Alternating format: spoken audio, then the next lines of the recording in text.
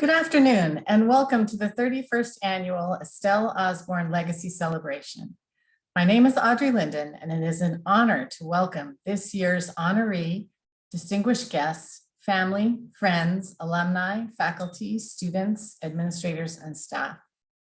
For the last 30 years, NYU Roy Myers College of Nursing has been celebrating inclusion, diversity, belonging, and equity during Black History Month with a legacy of one of our own. Former faculty member Estelle Osborne. Estelle Osborne was a pioneer who worked tirelessly to remove racial barriers and provide opportunities for Black nurses across the United States. Our celebration here today is a reflection of the values we promote at NYU Myers, inside the four walls of our classrooms and in our global research. Each day, we affirm that diversity enriches the educational experience, promotes a healthier society, and makes communities stronger. Ms. Osborne has been described as a trailblazer, someone who marks out a new path for others to follow. How fitting that our panelists this evening will highlight a unique partnership designed to do just that and to continue opening doors long into the future. The last several years have been a time of long overdue racial reckoning in this country. Unfortunately, the inspiring words many leading institutions have posted on their websites and circulated to their constituencies have often remained just that, words on a page. Too often, individuals, groups, and institutions are paralyzed by not knowing where to start, being afraid of making mistakes, and importantly, an inability to truly listen with humility to the deep pain that our history continues to cause Black people as they continuously confront institutional, interpersonal, and structural racism. We have also shown little aptitude for celebrating the incredible assets of Black communities, the creativity, love, joy, and cultural richness embodied in and exemplified by the Black nurse leaders we celebrate tonight. So in that context, what makes the partnership you will hear about in a few minutes different? Is it the alignment of the two colleges, both committed to equity, social justice, and serving marginalized communities? Well, yes. Is it the chemistry of two visionary deans, both committed to building a more just society? Also, yes. These are both crucial components, but perhaps the most important quality is the partnership's orientation to action. In a world full of flowing statements and carefully crafted words that often simply gather dust, what you are going to hear about tonight is what is made possible in a yes culture. This orientation to action, to yes, is captured by Dean Brown's early admonition. I'm going to correct you there, Dr. Linden. It is not if we succeed, it is when we succeed.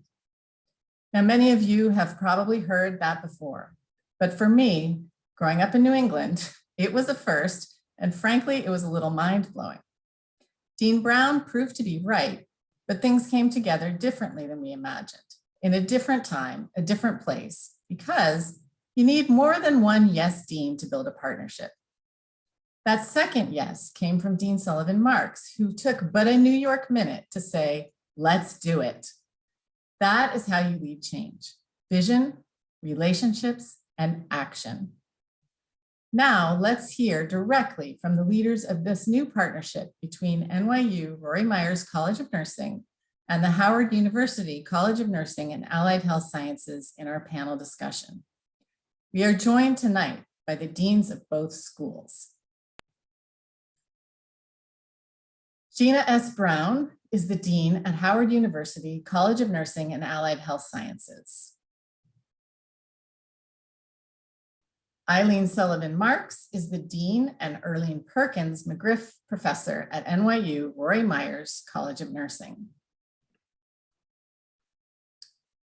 Jamesetta Newland is a clinical professor emerita at NYU Roy Myers College of Nursing and past Estelle Osborne honoree. She will be the moderator for the discussion. There will be time at the end of the discussion for questions. Please put your questions in the Q&A and not the chat.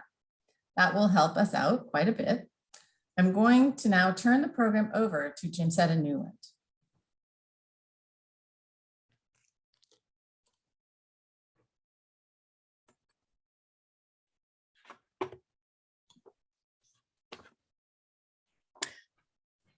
Good afternoon, everyone, and welcome to the Estelle Osborne celebration. I have a very special and fond love of this event, and I'm very honored to be the moderator for the panel with Dean Eileen and Dean Gina. I'd like to ask first, can you tell me a little bit about the idea for this partnership and how were you able to grow it into what it is today? Either one of you. Well, Dean, since it's your foundational playground, I'll let you start and I'll chime in based on what we discussed. Oh, and as a guest, I was going to say you should go first, but I'll take the lead. Well, I think Audrey Linden hinted a little bit about how it got started. You know, often things like this get started because there's many different pieces of the puzzle coming together at the same time. Energy is flowing in not just one way, but several ways. So one way was that Dr. Linden already had a relationship with Howard University prior to her coming to New York, to NYU. She was at the University of California, San Francisco, had a relationship through her scholarly work and research with Howard University. We at NYU had a summer research immersion program for undergraduate students run under Dr. Victoria Vaughn Dixon.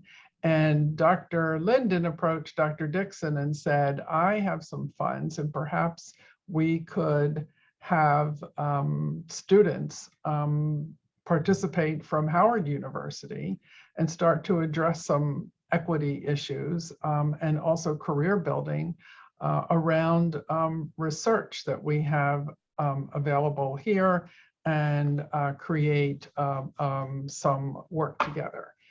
And at the same time, Dean Brown was being newly inducted into the American Academy of Nursing as a proud fellow. And she had a mentor named Dr. Bernadine Lacey. And I was newly assuming the presidency of the American Academy of Nursing that year. This is just before the pandemic. And I had a mentor named Dr. Bernadine Lacey, who was mentoring me in the presidency role. And she has done for most people who are presidents of the American Academy of Nursing. And she said to each of us as her mentors, that we were mentees, that we should do something together.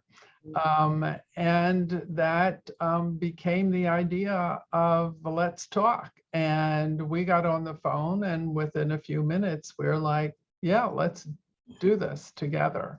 So I'll turn it over to you, Gina, for your memories of those. I think you actually probably hit it on the head. I think the relationship between Audrey Linden and I, and then Howard actually went to University of California, San Francisco to spend some time with her. She came to DC and spent some time with me. And so we had a relationship. And so when she went to NYU, while that was a loss for UCSF, it was a gain for NYU, and her bridging that relationship, that gap together of Howard and NYU, bringing the same type of energy that she had at UCSF to NYU to bridge that gap of us working together. It was just a matter of what projects we were going to work on together because there was just synergy there.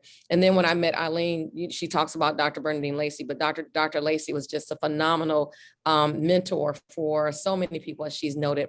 And Dr. Lacey's thing was, you all need to work together. You need to be sisters. And so we became sisters.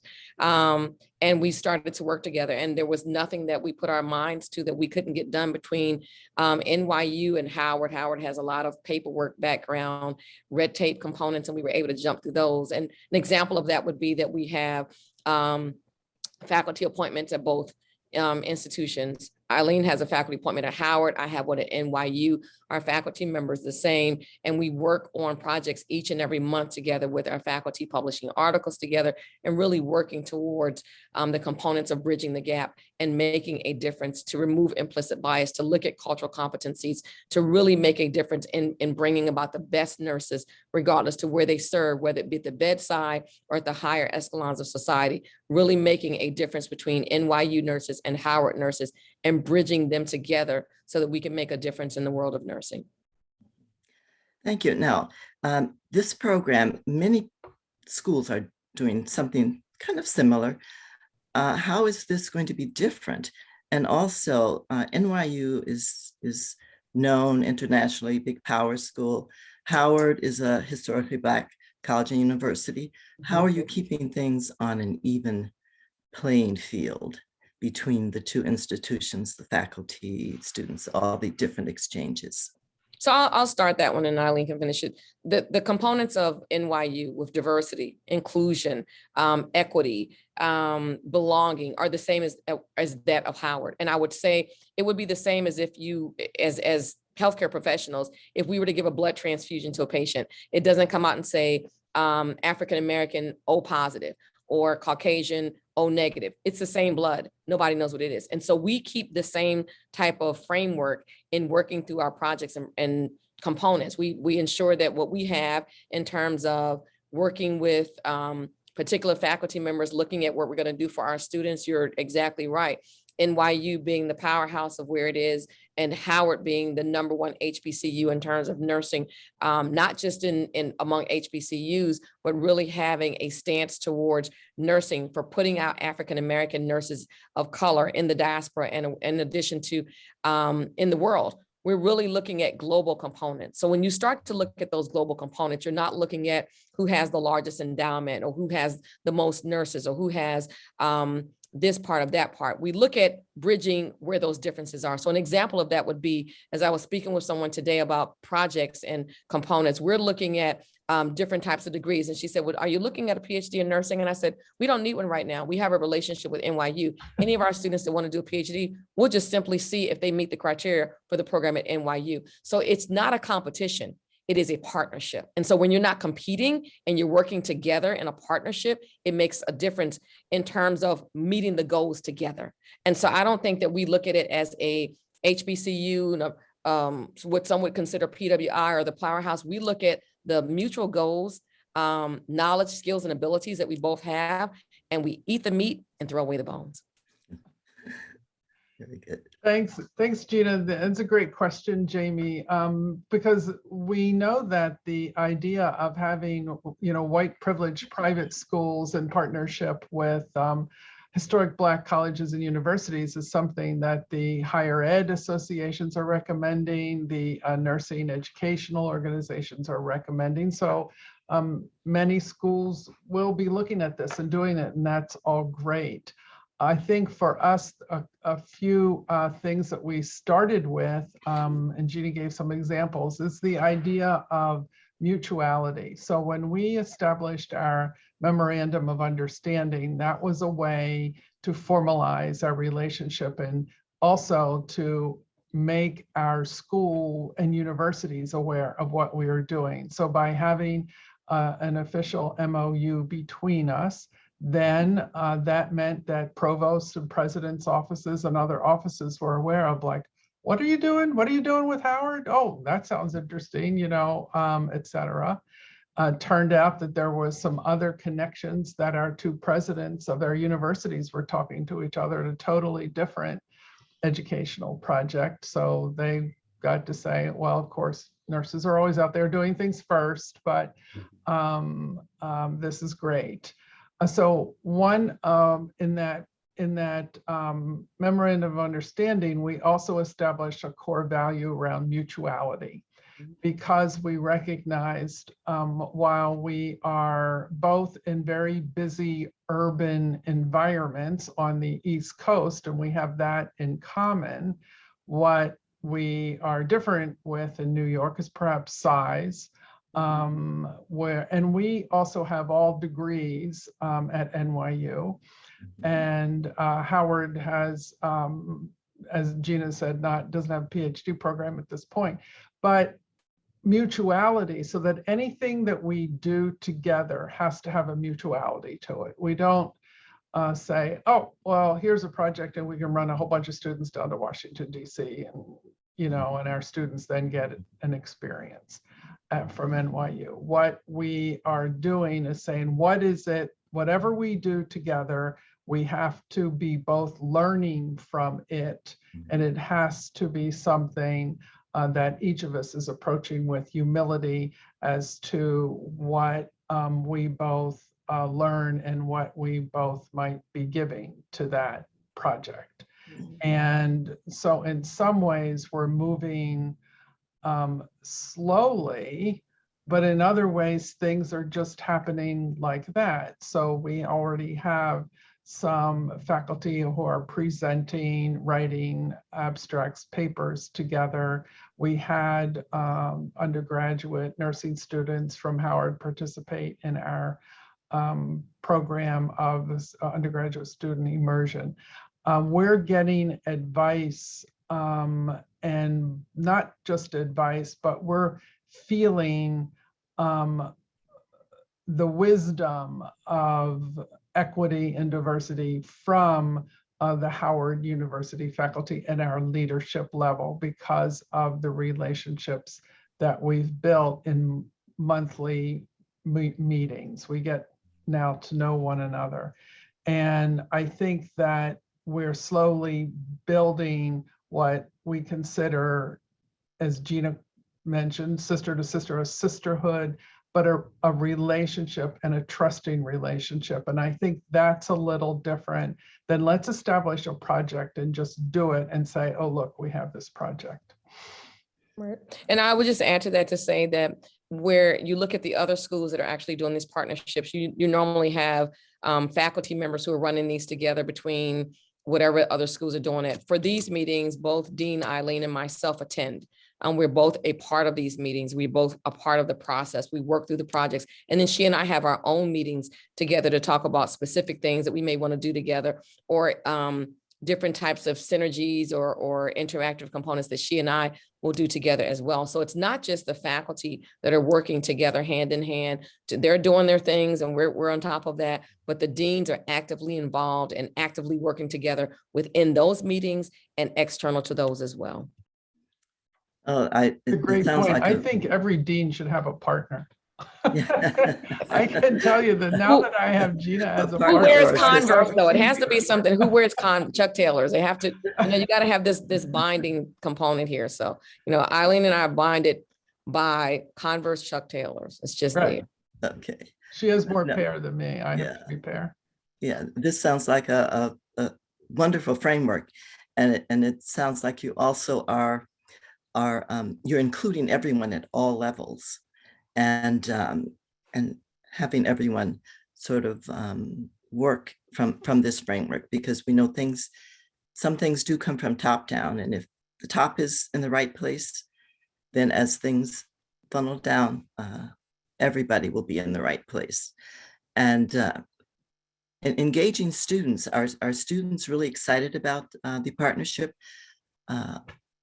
And also starting an undergraduate is a very unique thing, especially with research. Many times undergraduates are left out of the research endeavors. But so how do you see including undergraduates in all levels in your projects or whatever you might be doing beneficial to the nursing profession?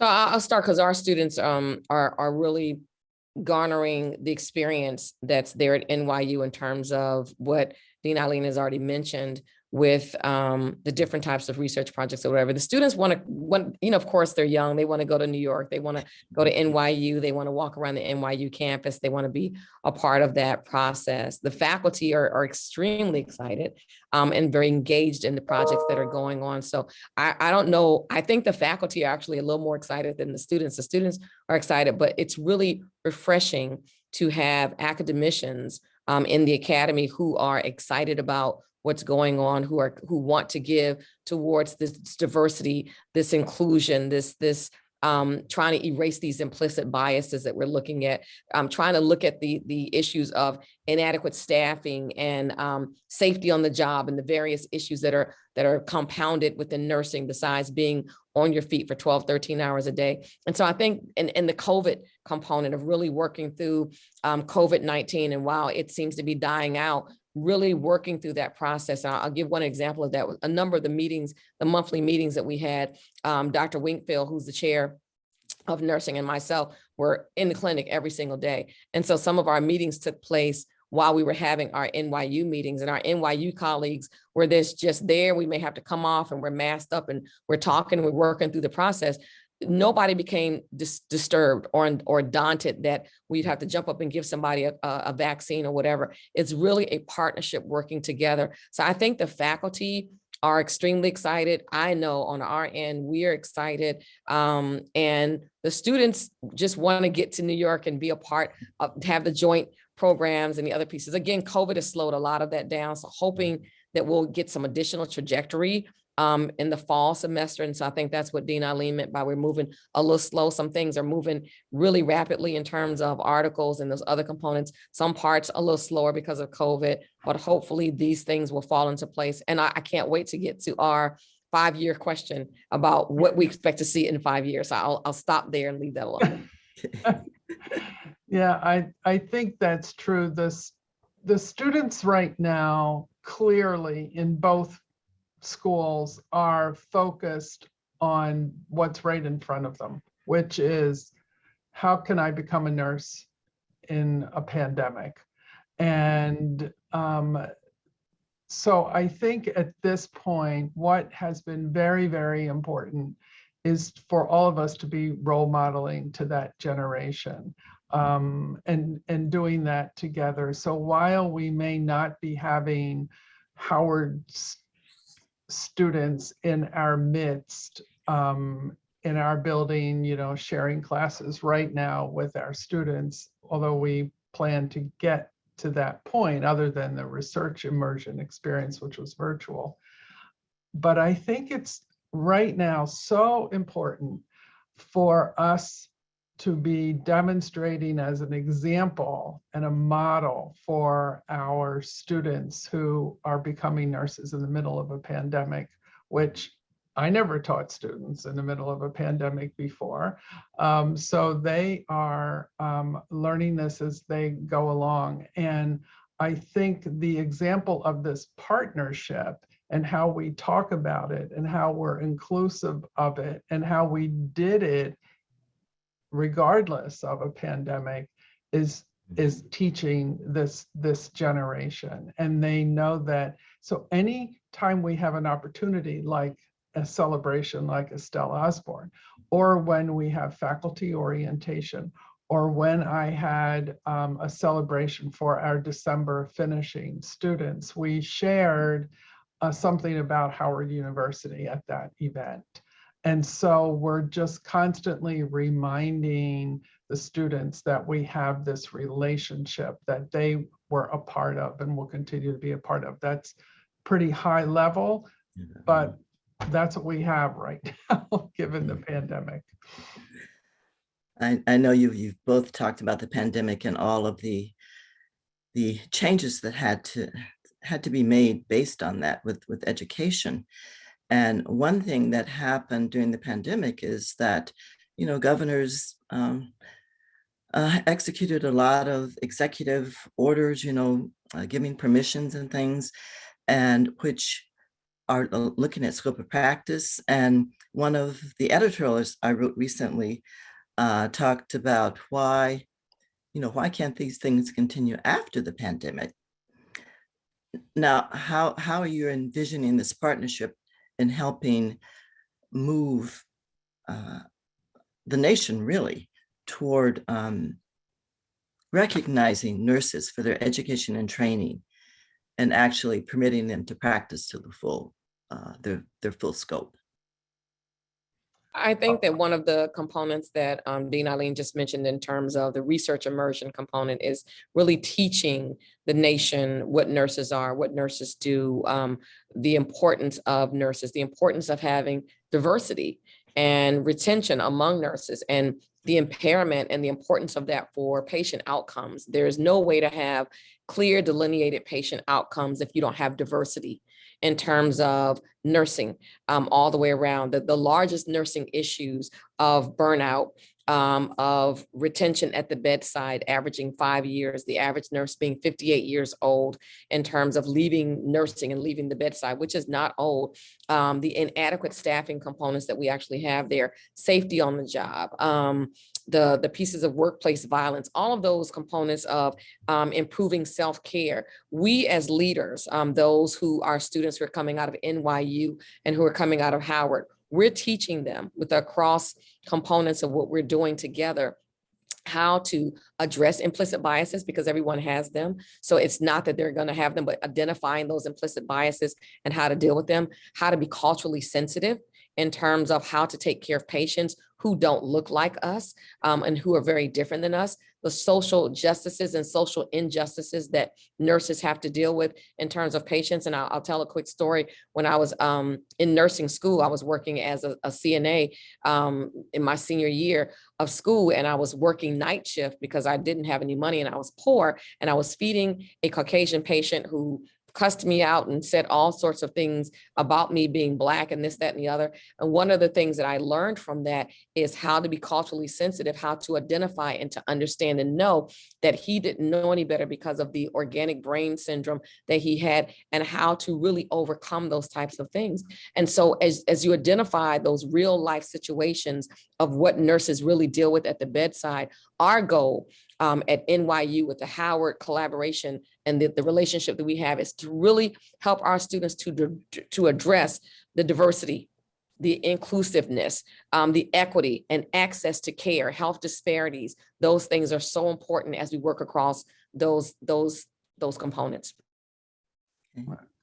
Yeah, and a lot of times when we have these conversations, you know, Gina and I find these things that are comparable. So I also was a certified nursing assistant that worked nights while I was a senior nursing student because I needed the money and wanted the experience. But, you know, I never had that experience, you know, and so, you know, this is the kind of conversation that our students could be having with one another to learn what the differences are, whether they speak a different language. I mean, we have a very diverse undergraduate student body, and they all need to know different things about one another, and how, while we're all caring for patients, we're all doing it through different lenses and people viewing us through the different lenses, but we're all doing nursing care that is universal and global.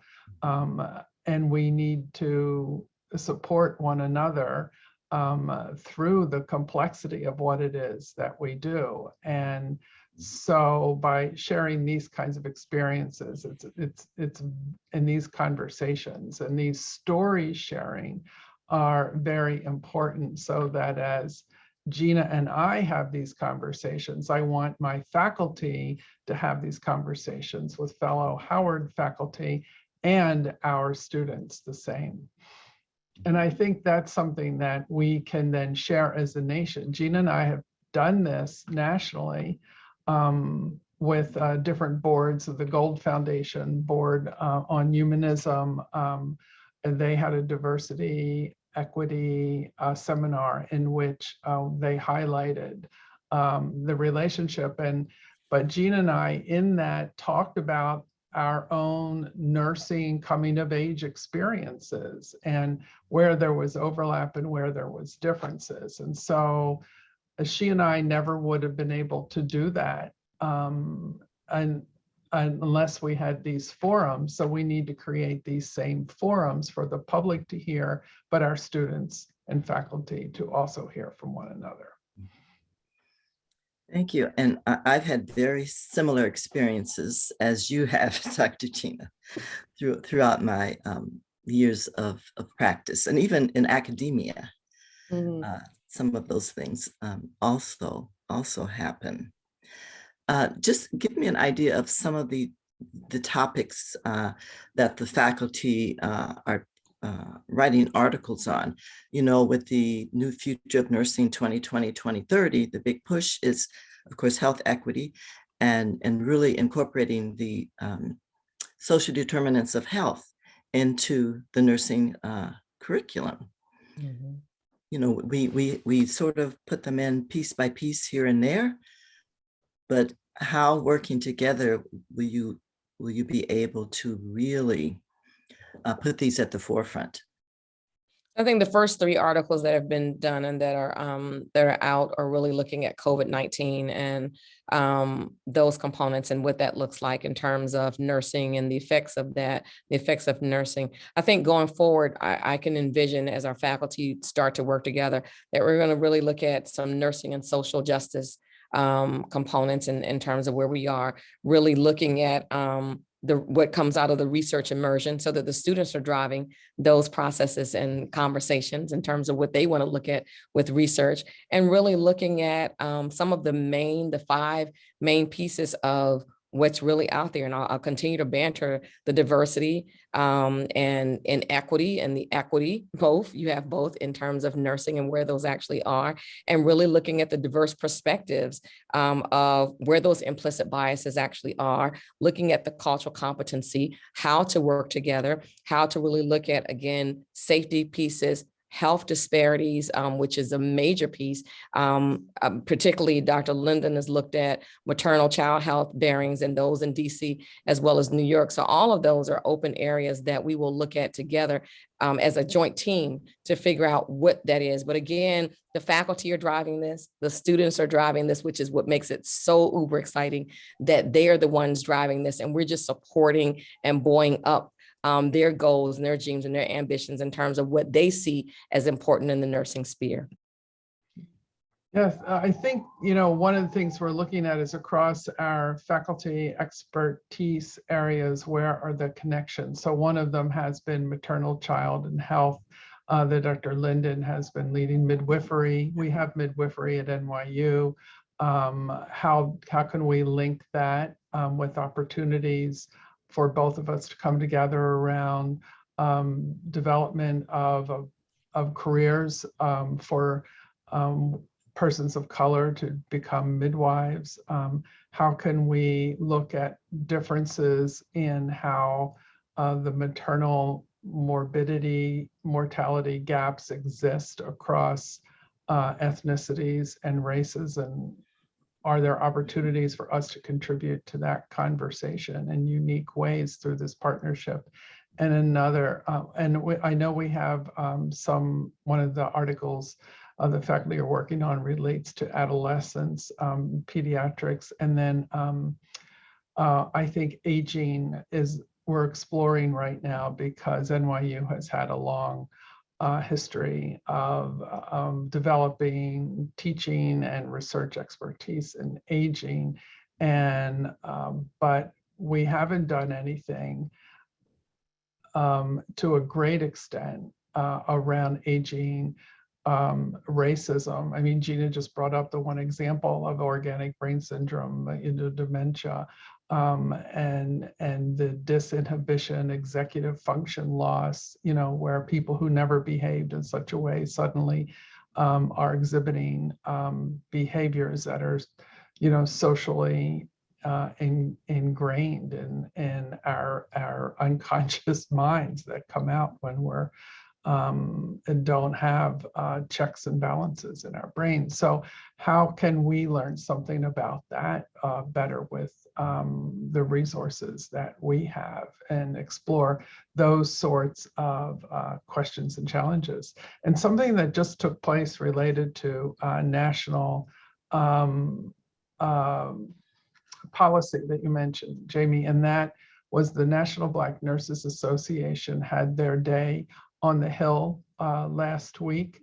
And so the Howard faculty and students and the NYU faculty and students who were there from the National Black Nurses Association found each other virtually, and also to sort of say, oh, well, we're here together to send the message, even though we're representing different states. It's still they found each other and said, oh, here, we're here, we'll talk together. So that was exciting.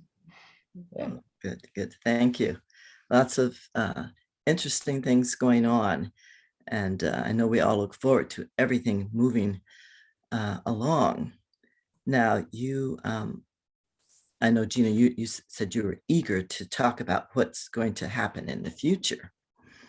And but before you do that, are there any major challenges that you see right now at the point you are now, or even what were each of you one challenge you found in starting this partnership? Mine's easy. NYU processed our academic appointments for promotion so quickly. Probably was done in 2 weeks. And Howard is a 800-pound gorilla when it comes to that. And so it takes so long to process some of the things that they seem to process so quickly. And that can become frustrating and daunting in terms of where you are. So that I would see as a challenge and something that we're working on, certainly internal to the organization, but that would probably be the bigger piece. The MOUs, theirs were signed so quickly, and ours goes through legal after legal after legal after this, that, and the other. So that would be a challenge that I would certainly say was probably the biggest one, not certainly on our college levels, but more on the level of administration, the higher administration. Even though our vice presidents for finance have talked and our presidents have talked, and we're building other relationships, those would be the challenges that I would say from our end have been most pervasive. It always does seem to come down to the scheduling around curriculum. So I think that as deans, we can put things forward, but then we have to persuade. So one of the other things that happens, whether you're trying to do something interdisciplinary, interprofessional, is timing and schedules always get in the way. While we at NYU might have been able to quickly move this along in terms of the appointments, one of the differences is our schedules are so very different. We're a 12-month College of Nursing. Howard is a traditional, 2 semesters, 9 months. And a lot of times what we at NYU do is put off things and say, well, in the summer, these are when we'll do our projects. So we have to adjust and say, we need to do this on Howard time. And because that's when the bandwidth is there, that's when the students and the faculty are available. So that's a challenge in any partnership. How do you find that? But that's true whether you're doing something globally, as you know, Jamie, or doing something, you've got to fit around those times. And then the other challenge is always going to be, well, is this just feel good, or what's the impact, and how are you going to process this through? So we as deans will establish those impact outcomes that we need to do, and we'll be inviting more of the Estelle Osborne world into this, the greater world we have around this, the more hands available to do the work. So I think all of those things are a challenge. But what I've seen over the course of my, academic administrative world is things last when you start them right. Projects can look good, but go away in 2 years. But if you start them right with mission, with value, with core, with relationships, with trust, it'll be sustained. So that's our goal. Yeah, and that leads perfectly into the final question. Where do you see yourselves in 5 years in this partnership? So I think that one of the goals that we will have together, because we believe the same in terms of nurses and how we have a role in terms of social justice or social injustice, really working together. And Eileen hit it on the head, on the heel, fighting together for those injustices that affect not just nurses, but our patients, patient care populations, addressing health disparities, where they lead to, and as Eileen has said, the people that they deal with in New York, the people we deal with in Washington, D.C., having those same foundational inequities and those same foundational health disparities in terms of where they are, and really looking at not just the research immersion issues, but the issues of racism in nursing. And that one of the commissions that Eileen sits on really addresses the racism in nursing. She said, hey, Gina, come read this and tell me what your thoughts are in reference to that. But really looking at having the diversity, the inclusivity, the gaining access to healthcare and where those pieces are. Healthcare is a right. It shouldn't be a privilege. And so working together in partnership, in tune, to ensure that our patients, regardless to where they are, whether they're in Washington, D.C. or New York City, that they have that access to care that should be a right and not a privilege. And I see that we will have, in my vision, I see that people who are part of NYU feel themselves a part of Howard nursing, that people will talk about the Howard University and NYU partnership as alumni, that they'll understand that the experience is one that comes together, that is shared by both. And I think that that will be so critically important. And I look forward to seeing and hearing stories of career pipelines that wove our two institutions together because some student decided to go to both places. And perhaps out of this will come many, many more Bernadine Lacey's. Right. You know, to work with the two schools, you know, to keep that impetus going between you. Well, thank you. It's not now. We have time for questions.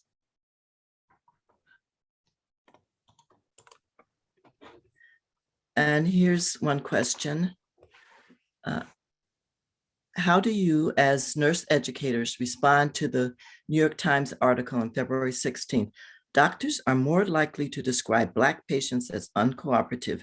How do you educate nurses to avoid drawing these conclusions reflective of microaggression and racism?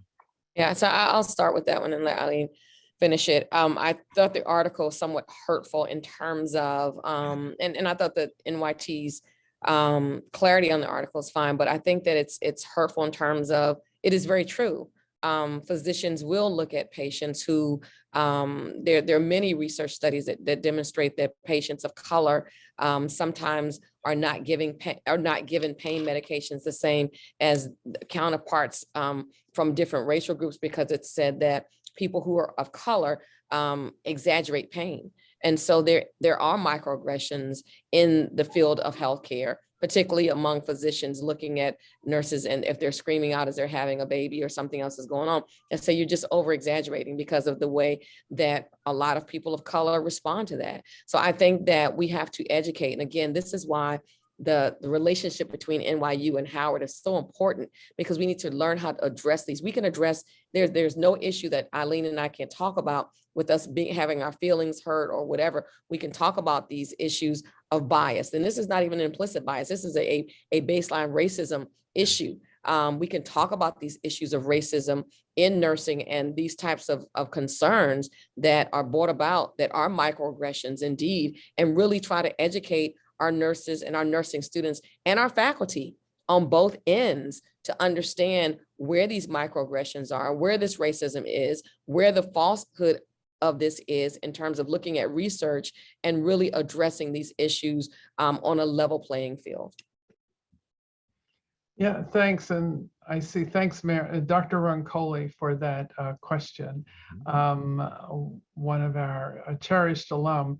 So the whole, you know, we're as a society moving forward in terms of the, you know, reckoning. You know, we realized that we thought we might have been at a certain place and we just weren't there. We kind of advanced, you know, the idea of civil rights in the 1960s, but we really never, we never felt the feeling of civil rights. We never got to that point, and we kind of swept it under the rug. And now it's much more visible and present. And so by having these important articles that bring out how systemic the issues are across races, ethnicities, classes, et cetera, it's so very important.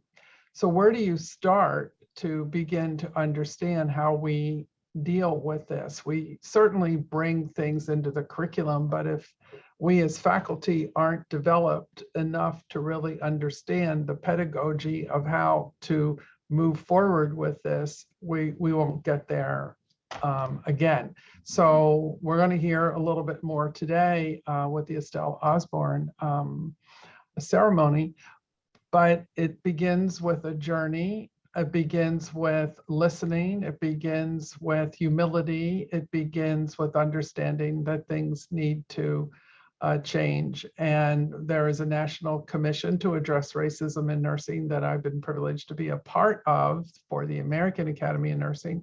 And we have a draft report with recommendations around policy, education, research, and practice, posted on the ANA website that you can go to, read, and comment on. But it's going to take a revolution in both looking at ourselves as a profession, addressing, opening up our eyes widely to it, and then taking both our personal steps forward and then institutional steps forward to get to a better place. And we'll get there. So it's an exciting time, but it's a journey of one foot in front of the other. Yeah. And I think one key thing you said, Eileen, is that it has to start with a personal journey. Okay, here's a question from Nadine Carter. As an alumni of NYU, 1981, I applaud this partnership and thank you for addressing the disparities in healthcare. Do either of the nursing programs address the area of case management? Case managers are integral partners in the healthcare team approach and able to deal with social determinants of health which impact optimal health functioning. At Howard, we do not address that specifically in our program. We do have a close relationship with the School of Social Work, which addresses case management per se, but in our program, that's not something that we have addressed per se, but it's something certainly to look at, and we're certainly open to various ideas of what it's going to take to make nursing better. So we'll definitely take that under advisement. Thank you so much for that.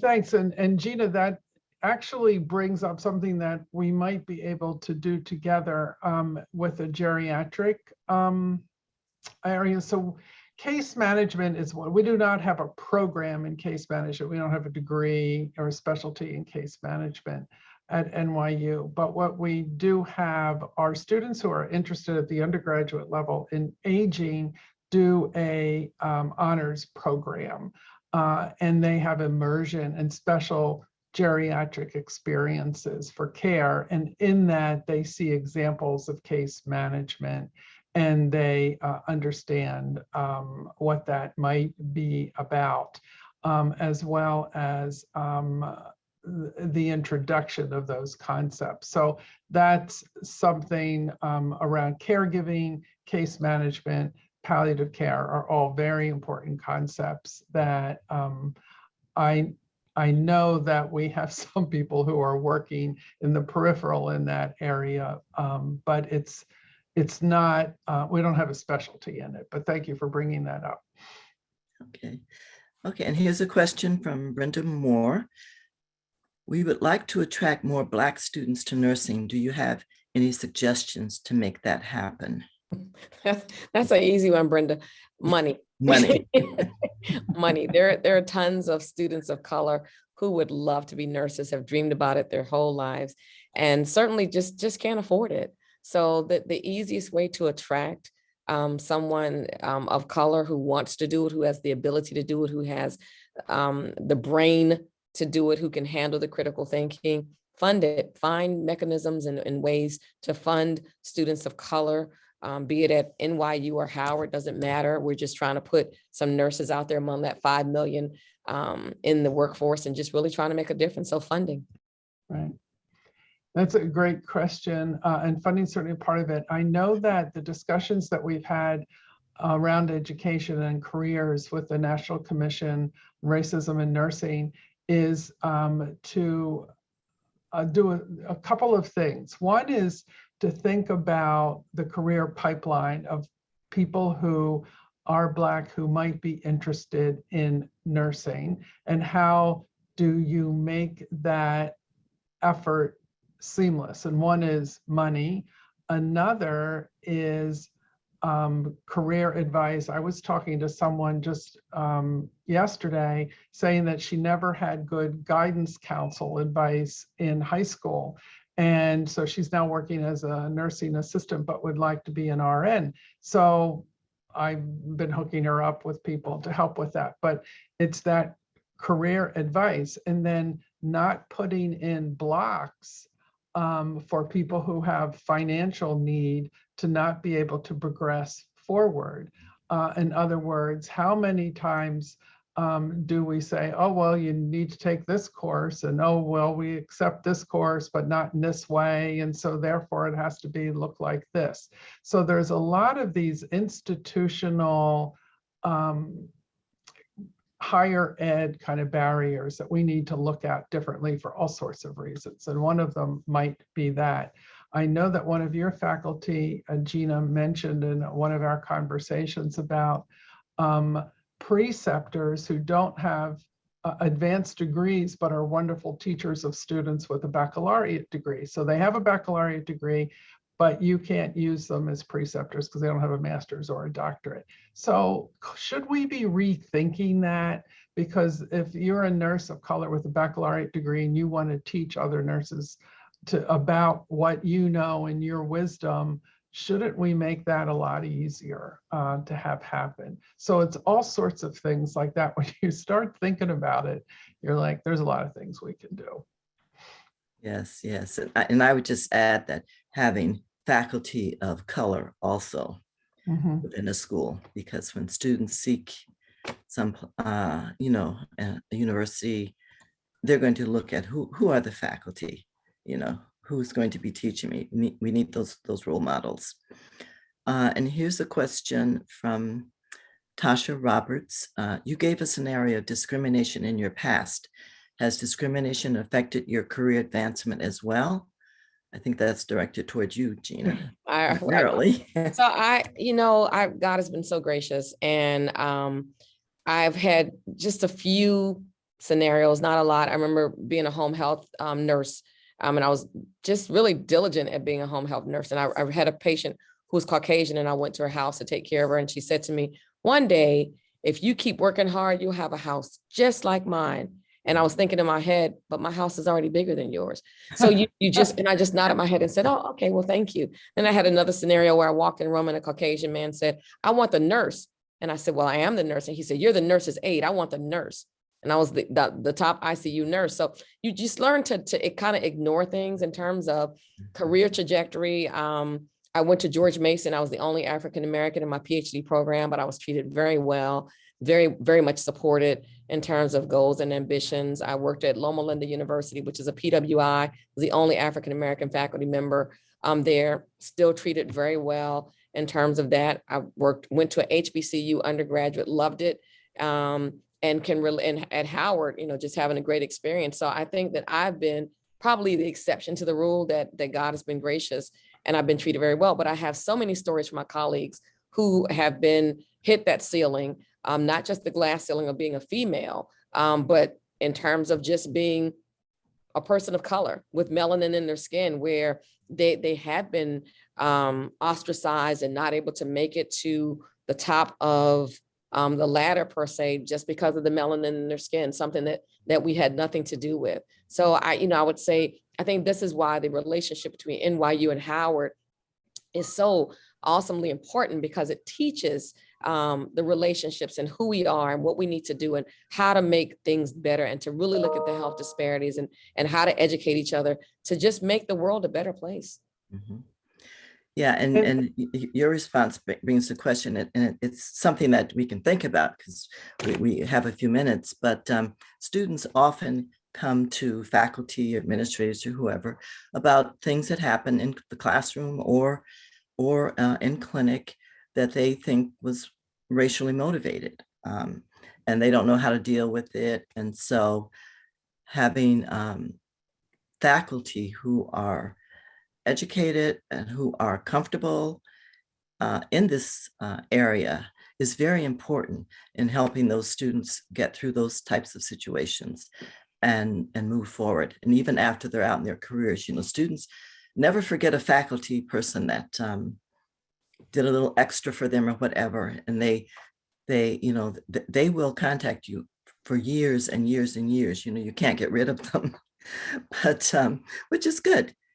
Because that says something about the impact that you had. And I think having the faculty from both schools work together and having students see how they work together will be very critical in helping students develop that framework of diversity, equity, inclusivity, all of those things. And mainly, like we always say, everyone wants to belong. And we want all our nurses, when they graduate, to feel like they are really part of the profession and that they can contribute to their fullest potential. I think we have one more question for a short answer. In regards to the disparities in postpartum mortalities among African-American women, how does your programs address the education of our future or existing nurses on recognizing the early signs of postpartum hemorrhage, et cetera? Oh, Gina's talking. Well, we should bring on Audrey Linden, who yes, I was thinking the same thing. Yeah, this is really Audrey is the faculty who knows. Here she is, Audrey. Audrey, who is the expert on clinical postpartum hemorrhage, clinical specialist, and who's addressing some of these issues nationally with including funding from the New York Federal Reserve Foundation. So Audrey.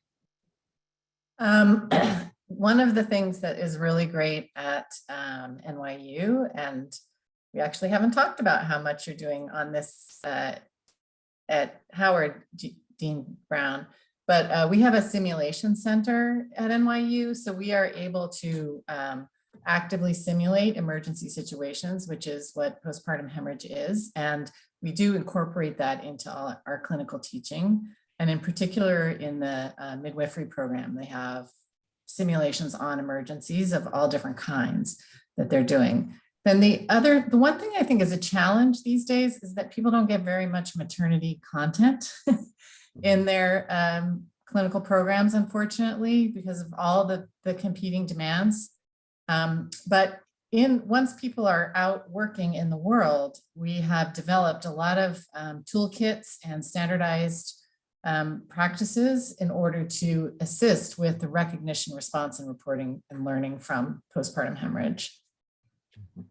Thank you. And that will conclude the questions and answers. And I want to thank our panelists for a great discussion this evening. It was a pleasure to share the platform with you this evening.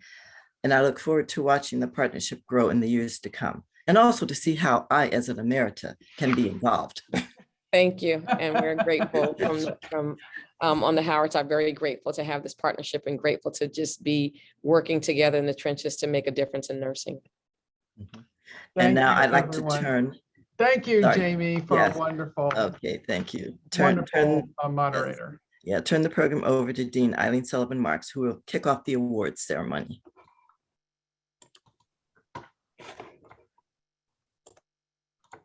There, everyone.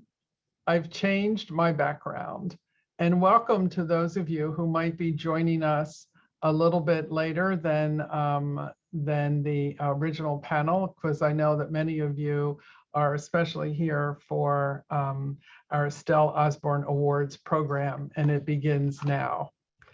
Welcome to the 31st annual Estelle Macy Osborne Legacy Lecture, where we celebrate the legacy of one of our own, former faculty member Estelle Massey Osborne, a pioneer who worked tirelessly to remove racial barriers and provide opportunities for Black nurses across the US. As the first Black faculty member at NYU, Ms. Osborne not only broke new ground at NYU, but across the nation in the mid-20th century. For example, in 1943, she was appointed consultant, National Nursing Council for War Service. She was the first Black nurse to serve on the American Nurses Association Board of Directors in 1948, representing ANA as a delegate to the International Congress of Nurses in Stockholm the following year. In 1951, she was elected to the board of the American Journal of Nursing as the first Black nurse member of that board, and in 1954 was appointed assistant director of general administration of the National League for Nursing. She was inducted into the American Academy of Nursing as an honorary fellow in 1978 and into the American Nurses Association Hall of Fame in 1984.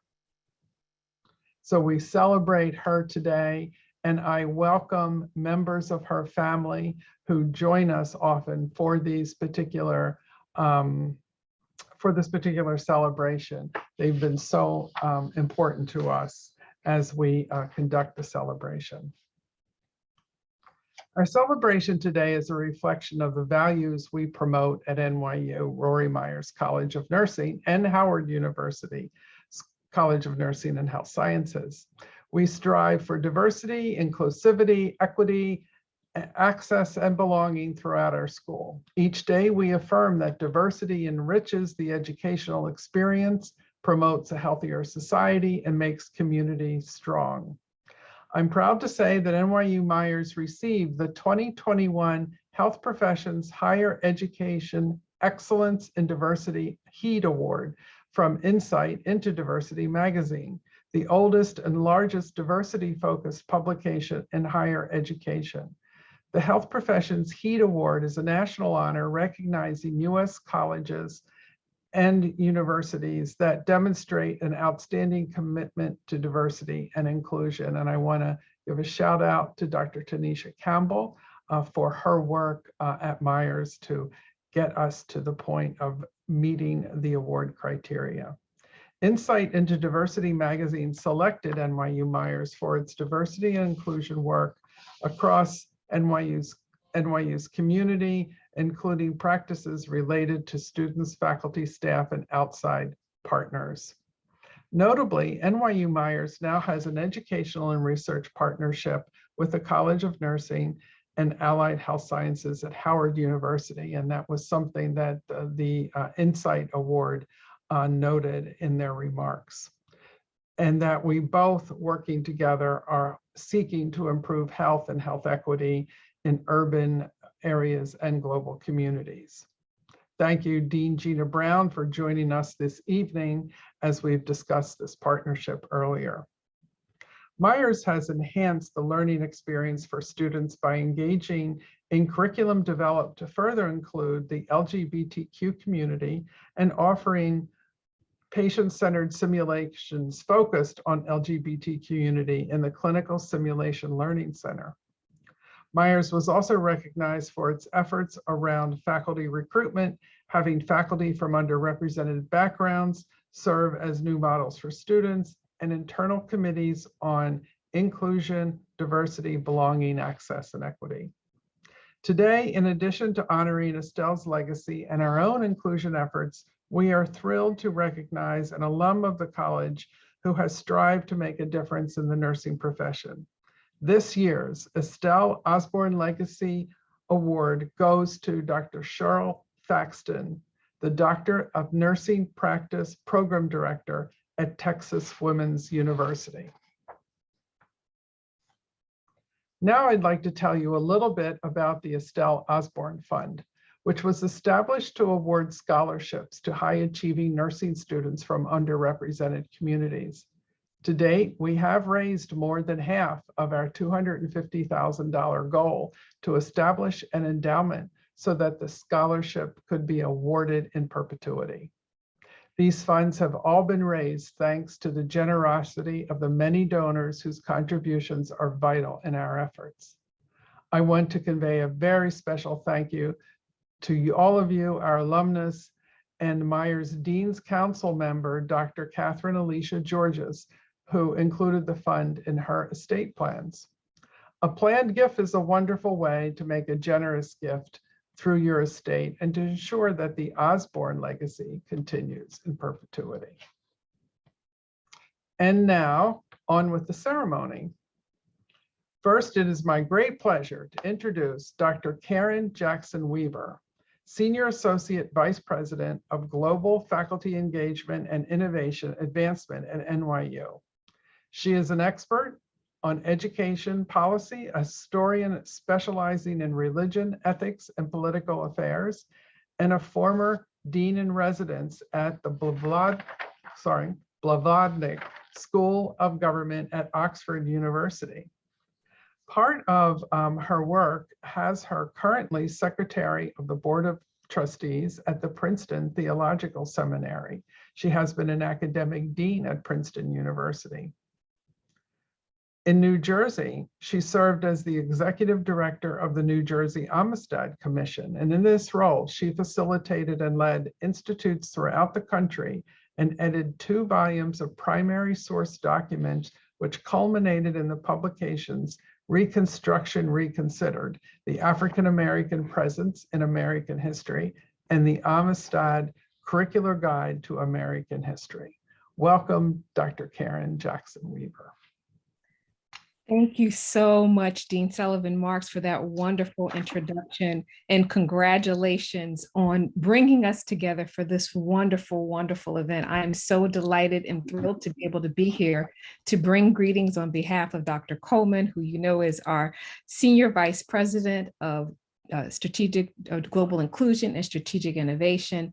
And I know she would want to also echo my congratulatory notes to our award winners, our scholarship winners, and to Dr. Cheryl Thaxton, our legacy, our award honoree. And I really just want to underscore the importance of what you highlighted earlier about the legacy of Professor Estelle Osborne. Her historical legacy and what she contributes to the NYU history is quite monumental.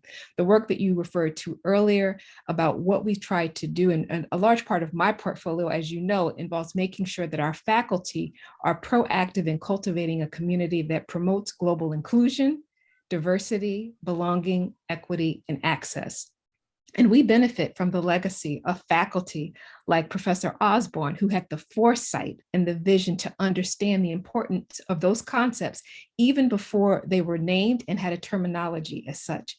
And so it's because of her legacy, her commitment, her dedication, and her work ethic that we're here this evening. And so I want to honor and celebrate her. I want to acknowledge all of the students, the alumni, the faculty, and benefactors who are listening in. We could not do this program. We could not host this event tonight without your support. And as you all know, institutionally, in terms of the values and the partnerships and the collaborations, I really want to thank Dean Sullivan Marks, and I especially want to thank Dean Brown for their wonderful conversation earlier. I want to also thank Dr. Newland for facilitating this wonderful conversation. But the kind of collaborative engagement that they have discussed and embodied is exactly what we need to do more of in higher education. This kind of collaboration and engagement allows us to bring out the best across higher education institutions and allows us to realize cooperative opportunities for excellence and growth. And finally, before I turn it back over to Dean Sullivan Marks, I just want to say that the work you all are doing has a personal connection to me. Many of you may not know, but my mother was a nurse. Unfortunately, we lost my mom to cancer at 59, but she was in the field for over 3 decades as a licensed practical nurse, and she was an award-winning nurse. And I believe it is because of her work ethic and her excellence, very much similar to Professor Estelle Osborne, who had to be in this field during a time when the thoughts of white supremacy and racist institutional practices made it very difficult for African-American nurses. And so today, to be able to have this ceremony in honor of Estelle Osborne and what she did as a faculty member and her legacy, and for us to be able to come tonight to celebrate our scholarship winner and our award honoree speaks volumes about the kind of work that one person can do. And so again, I want to just congratulate you, Dean Sullivan Marks, for hosting this program and for honoring our awardees tonight. Keep up the great work and the wonderful partnerships, and congratulations again on tonight's program. Thank you so much for having me. Well, that's wonderful. What was your mother's name? My mom's name was Lily Ford Jackson, and she's with me every day. Her legacy and her inspiration are inspiring me to make it the best day that I can every day, because I know if she were here, she would be on the front lines with so many others who are in the midst of COVID, trying to think about how they can care and provide well-being to their patients. And so that kind of service and that commitment is what she instilled in me. And that's what you do with our students. And so it really does my heart glad to see the work that you all are doing at Myers and the kind of partnerships and the work that you're engaging in to be transformational.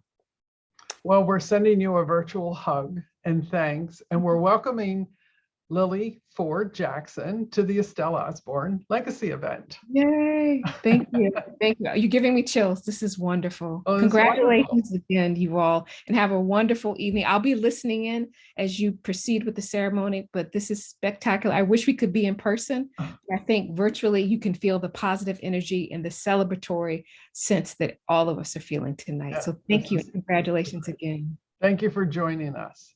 My pleasure. Have a good Thank you evening. for all the great work that you do. Thank you. So now one of the pleasures of the evening is to hear from one of our students. We've talked about students all evening and they've been listening to us, I think, but now we should hear from them. So at this time, I want to introduce Aisha Huck. She's a baccalaureate student at NYU Myers and is one of the recipients of the Estelle Osborne Scholarship this year. So I turn it to her for a video. Thank you. Hello everyone, my name is Aisha Huck, and I was born in Bangladesh, but raised in Brooklyn with my two older brothers. My family and I immigrated to the States when I was about 7 years old. My parents left all they knew so that my brothers and I could have better opportunities than they did. My parents gave up everything for my future, so I chose to pursue nursing to finally take care of them and their future. I started at Myers last semester just as in-person classes were beginning to resume. I learned one of the best things about Myers is that we are taught to learn how to take care of our patients as if they were our own families. As someone who understands the sacrifice and the love that families have, I knew I was in the right place. Myers students are given attention and resources by the faculty, not only to get the best grades possible, but also to be the best learners possible. I also appreciate Myers' focus on evidence-based practice and encourage students always to use best practice in their care. As NYU nursing students, we are here to honor a true hero to women of color and nurses everywhere. As we all know, Estelle Osborne lived a life filled with achievements. As nurses and students, we are still benefiting from those achievements, not only from the scholarship that we received in her memory, but the tireless work she did to bring about changes in the nursing world for women of color. Her fearlessness, hard work, and tenacity to fight for women is inspiring beyond measure. I hope I can accomplish a fraction of what Miss Osborne has for my own community and family. I also hope to educate my community about nursing and to elevate Bengali women through hard work and grit. Most of all, I want to make sure my parents' sacrifice was for more than just coming here and making a living. I want to selflessly help others, just like Estelle Osborne. Thank you.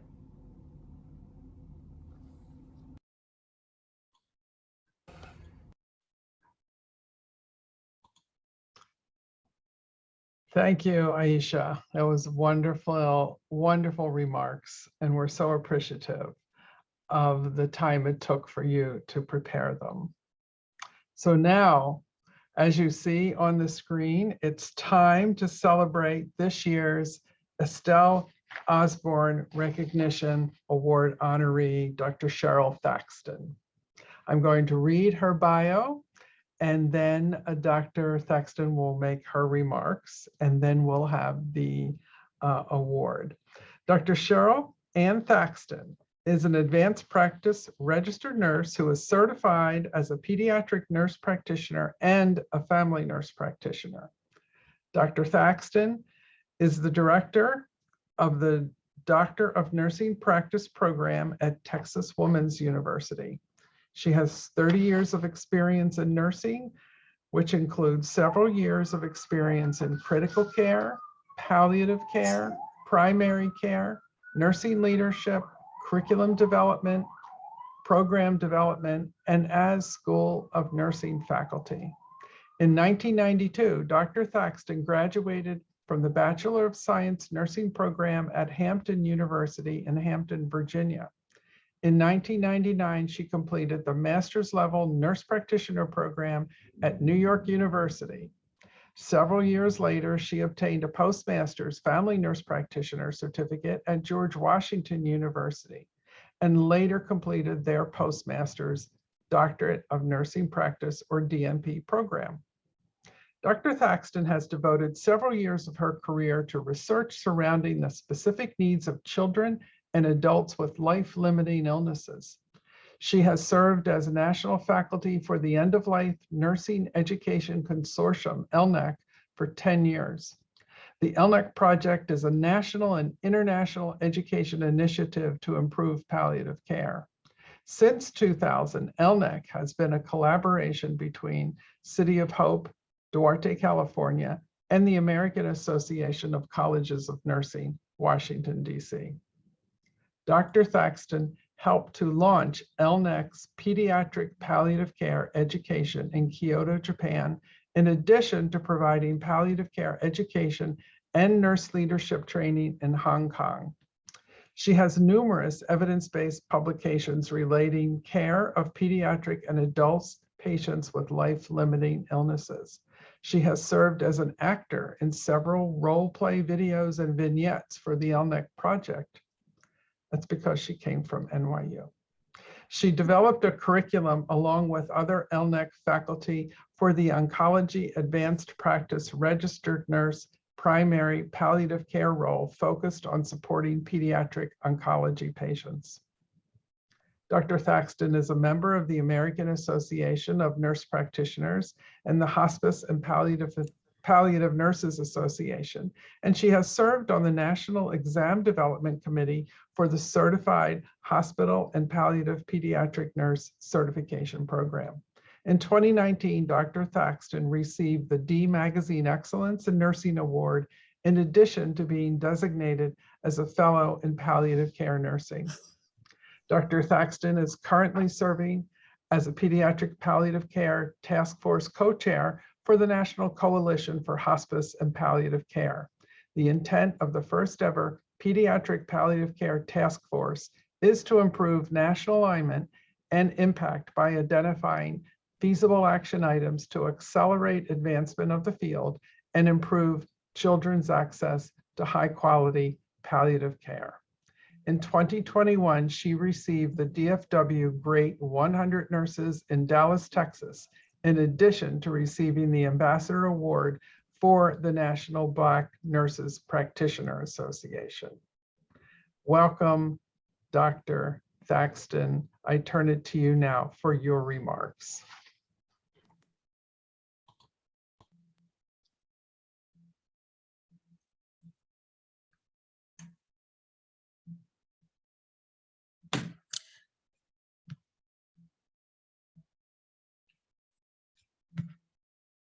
Good afternoon. I'd like to start by saying thank you to Dean Sullivan Marks, and thank you to the Rory Myers College of Nursing for the honor of receiving the Estelle Osborne Award and celebration today. First and foremost, I want to thank my Heavenly Father for giving me the breath and the strength to get to this moment in my life and professional career. I am 100% dependent on God for all things, and I absolutely have no doubt that God has carried me through several crossroads that led me to being the person that I am today. Second, thank you to my dear children, Robert Jr., Ryan, and Chelsea, as well as my late husband, Robert Sr., who I know is here in spirit today. Your unwavering support and love have always been the wind beneath my wings. We are 5 strong, always and forever, and those words will always be our family motto.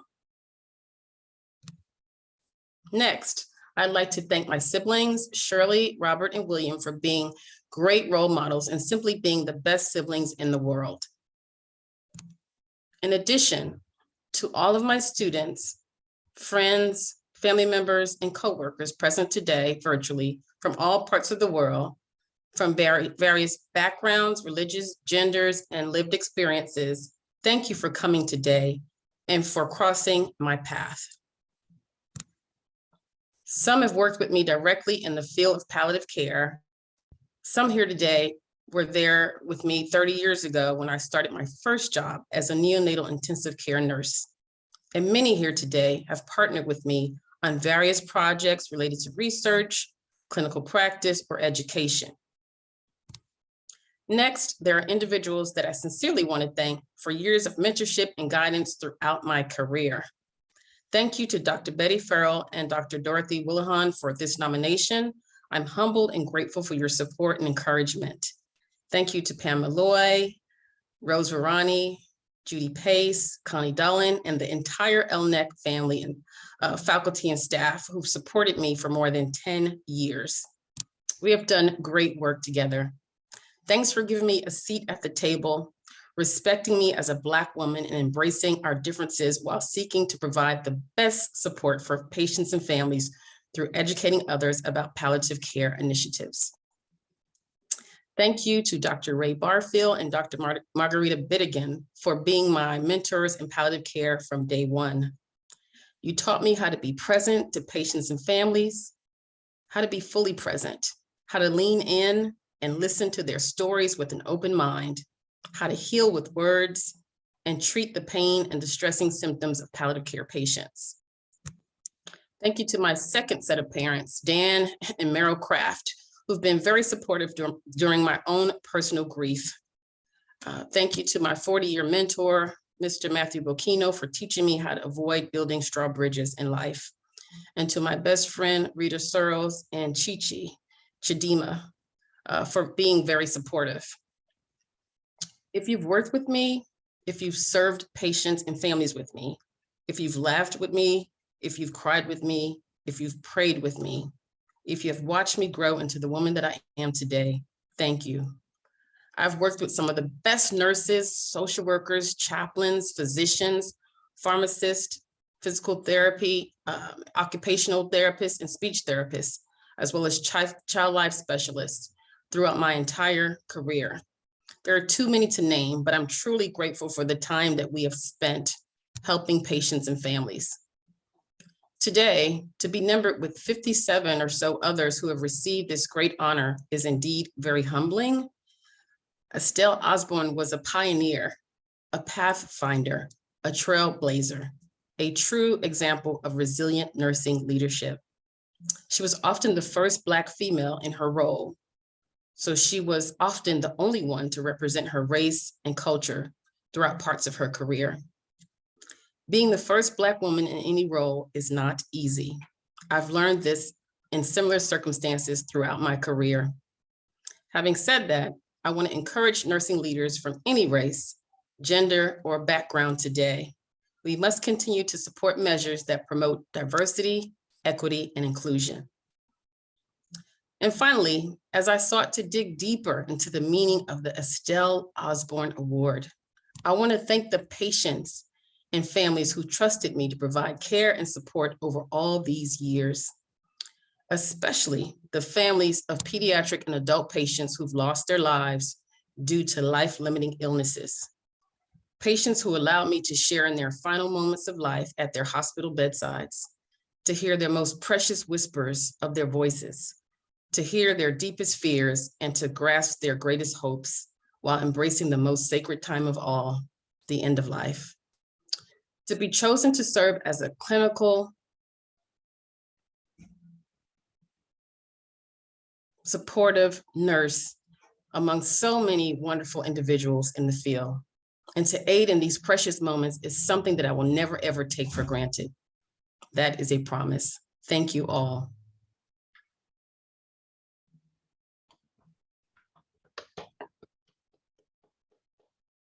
Beautiful, beautiful words. And I know that reflecting on your own career is so hard, but so well deserved. Thank you for allowing us to honor you so that we can all benefit and share in this moment and learn from the work that you've done. It's beautiful, beautiful work. Thank you so much. And so many people are applauding in the chat and celebrating. And if we were together, we would be hugging and embracing, and I would be handing you a beautiful, beautiful plaque that you'll get, you know, in the mail or from or FedEx from us. So that was absolutely beautiful. On behalf of NYU Myers, it's been a pleasure to be with you today and to bring you in as the 57th recipient of the Estelle Osborne Legacy Award. Congratulations again. Thank you so much. I'm honored. Thank you. So I hope that you have enjoyed this evening and been inspired by the life and legacy of Estelle Osborne. Myers is committed to provide students the opportunity to achieve their dreams, regardless of race or socioeconomic challenges. Endowing the Estelle Osborne Scholarship will mean that future generations of students will have continued access to a stellar NYU Myers education. I ask you to donate to the Estelle Osborne Scholarship Fund today. There is a link in the chat so that you can look at the website. Thank you in advance, and for those of you who always support us every year in honor of Estelle Osborne. Thank you to all of our panelists, Dr. Karen Jackson Weaver and the family of Estelle Osborne for joining us tonight. Thank you to Janet Griffin, to her team of putting this together. Thank you to Sandy Randall. Thank you to Matthew Banzo, I'm looking at him, and Dr. Denisha Johnson Campbell, who worked behind the scenes to make this happen today. And again, thank you to this year's honoree, Cheryl Thaxton.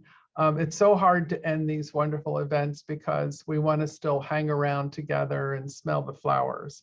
But in the virtual world, all things must end. So for now, we're closing off from New York. It's the Estelle Osborne event.